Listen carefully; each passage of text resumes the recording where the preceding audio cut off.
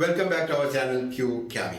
അപ്പോൾ സോണിയുടെ CVE1 എന്നൊരു ക്യാമറയുമായിട്ടാണ് ഇത്തവണ നമ്മൾ വന്നിരിക്കുന്നത്.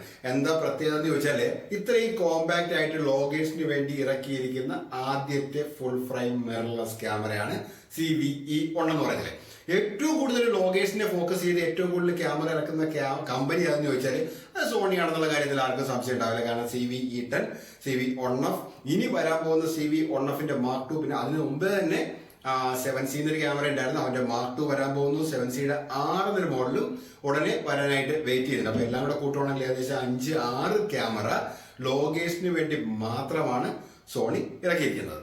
സോണിയുടെ ഏറ്റവും അവസാനം ഇറങ്ങിയിരിക്കുന്ന 7R5 എന്ന് പറഞ്ഞ മോഡലിൽ ഉപയോഗിച്ചേക്കുന്ന ഏകദേശം അതേ പ്രൊസസർ, ബയോൺസ് XR പ്രൊസസർ തന്നെയാണ് ഇതിനകത്ത് ഉപയോഗിച്ചേക്കുന്നത്. അതേ പ്രൊസസറും അതേപോലുള്ള ഒരു സെൻസറുമാണ് ഇതിനകത്ത് ഉപയോഗിച്ചിരിക്കുന്നത്. മാത്രമല്ല AI ഏറ്റവും കൂടുതൽ സാധ്യതകൾ ആദ്യമായിട്ട് കൊണ്ടുവന്ന സോണി ഏറ്റവും കൂടുതൽ സാധ്യതകൾ കൊണ്ടുവന്ന ഒരു ക്യാമറയാണ് 7R5 എന്ന് പറയുന്നത്. അതിന്റെ ഏറ്റവും വലിയൊരു ഹൈലൈറ്റ് എന്ന് പറയുന്നത് ഹ്യൂമൻ പോസ് ഡിറ്റക്ഷൻ എന്നൊരു ഓപ്ഷനായിരുന്നു. ആ ഓപ്ഷൻ ഹൈ സ്പീഡ് ഓട്ടോ ഫോക്കസിങ്ങും ഹൈ സ്പീഡിൽ AI വർക്ക് ചെയ്യാനുള്ള ഓപ്ഷനും ഇതിനകത്ത് ഹ്യൂമനെ പോസ് അനുസരിച്ച് ഡിറ്റക്ട് ചെയ്ത് വർക്ക് ചെയ്യാനുള്ള ഒരു ഓപ്ഷൻ എടുത്ത് കൊണ്ടുവന്നിട്ടുണ്ട്.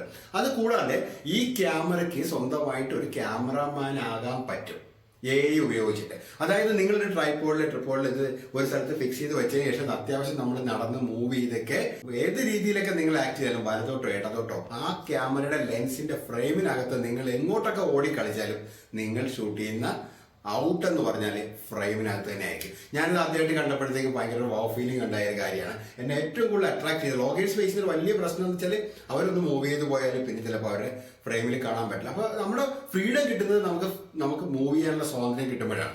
അടുത്തായിട്ട് എടുത്ത് പറയേണ്ട പ്രത്യേകം വെച്ചാൽ ഇതിന്റെ സ്റ്റെബിലൈസിംഗ് ആണ്. ഇതും IBIS ആണ്, ഇൻ ബോഡി സ്റ്റെബിലൈസർ സിസ്റ്റം തന്നെയാണ് ഉപയോഗിച്ചിരിക്കുന്നത്. നേരത്തെ ഉള്ള ക്യാമറകളിലെ സോണി 7Sയിലേക്ക് നമുക്ക് സ്റ്റെബിലൈസർ ഓൺ ചെയ്തിടാം, ഓഫ് ചെയ്തിടാം. അത് കൂടാണ്ട് നമുക്ക് ആക്റ്റീവ് മോഡിലും ഉപയോഗിക്കാമായിരുന്നു. അത്യാവശ്യം നമുക്ക് നടന്നൊക്കെ ഷൂട്ട് ചെയ്യുമ്പോഴത്തേക്ക് ആക്റ്റീവ് മോഡിൽ ചെയ്യാമായിരുന്നു. ഒരു പടി കൂടെ മുകളിൽ പോയിട്ട് ഡൈനാമിക് ആക്റ്റീവ് മോഡ് എന്നൊരു ഓപ്ഷൻ വന്നിട്ടുണ്ട്. അപ്പോൾ അത്യാവശ്യമൊക്കെ ചെറിയൊരു ഷെയ്ക്ക്, അത്യാവശ്യമല്ല കുറച്ചൊക്കെ ഷെയ്ക്ക് വന്നാലും നമുക്ക് ഡൈനാമിക് ആക്റ്റീവ് മോഡിൽ ലോഗ് ചെയ്യുമ്പോഴത്തേക്കും വളരെ ഈസി ആയിട്ട് ഷെയ്ക്ക് ഇല്ലാത്തൊരു വീഡിയോ ഔട്ട് തരാൻ പറ്റും.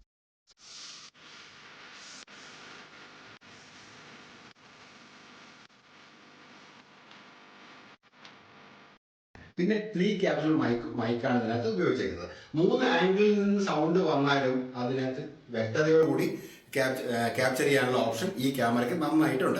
എപ്പോഴും ഒരു മൈക്ക് ഉപയോഗിക്കുന്നത് തന്നെയാണ് നല്ലത്. എങ്കിലും പെട്ടെന്നൊക്കെ നമ്മൾ ഷൂട്ട് ചെയ്യുമ്പോൾ നമുക്ക് ഓഡിയോ എടുക്കണമെങ്കിൽ ഇതിനകത്തുള്ള മൈക്ക് ഇനഫാണ്.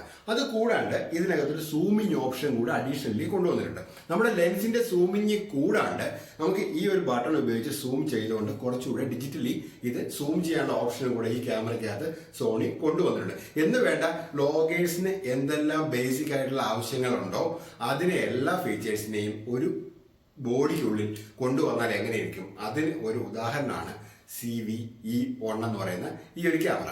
അടുത്തതായിട്ട് സിനിമാറ്റിക് ലോക്ക് സെറ്റിംഗ്സ് ആണ്. 4 മോഡലിൽ നമുക്ക് ഇതിനെ സെറ്റ് ചെയ്യാൻ പറ്റും. നമുക്ക് മോണോക്രോമായിട്ട് സെറ്റ് ചെയ്യാം. പിന്നെ സോണിയുടെ തന്നെ സിഗ്നേച്ചറായ സോണി സിനി ടോണും ഇതിനകത്ത് ഉൾപ്പെടുത്തിയിട്ടുണ്ട്. കൂടാതെ 2 മോഡുകൾ വീണ്ടും ഉണ്ട്. നിങ്ങൾക്ക് ഓരോ മോഡല് നിങ്ങൾക്ക് ഇഷ്ടപ്പെടുന്ന സിനിമാറ്റിക് ടോൺ ഏതാന്ന് വെച്ചാൽ നിങ്ങൾക്ക് ആ ടോണിൽ ഷൂട്ട് ചെയ്യാനുള്ള ഓപ്ഷൻ ഇതിനകത്ത് സോണി കൊണ്ടുവന്നിട്ടുണ്ട്.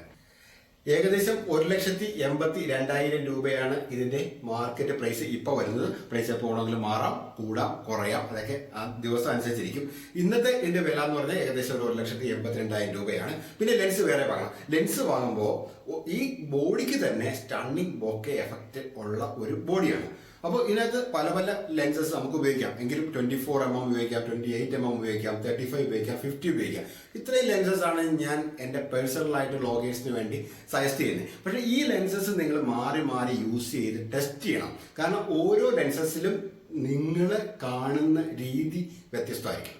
ഓരോ ലെൻസിൽ ലോഗ് ചെയ്യുമ്പോഴും അതിൽ നിങ്ങൾ ഷൂട്ട് ചെയ്ത് കഴിയുമ്പോൾ ഒരേ അകലത്ത് വെച്ച് നിങ്ങൾ ഷൂട്ട് ചെയ്യുമ്പോൾ നിങ്ങളെ കാണുന്ന രീതി തന്നെ വ്യത്യസ്തമായിരിക്കും. അപ്പോൾ അതിൽ ഏതാണ് നിങ്ങൾക്ക് ഇഷ്ടപ്പെടുന്നത്, നിങ്ങളുടെ വ്യൂവേഴ്സിന് ഇഷ്ടപ്പെടുന്നത്, അതനുസരിച്ച് ഒരു ക്വാളിറ്റി ഉള്ള ലെൻസും കൂടെ വാങ്ങിയാൽ നിങ്ങൾ വേറെ ഒന്നും നോക്കണ്ട. നിങ്ങളുടെ വ്ളോഗിങ് പിന്നെ വേറെ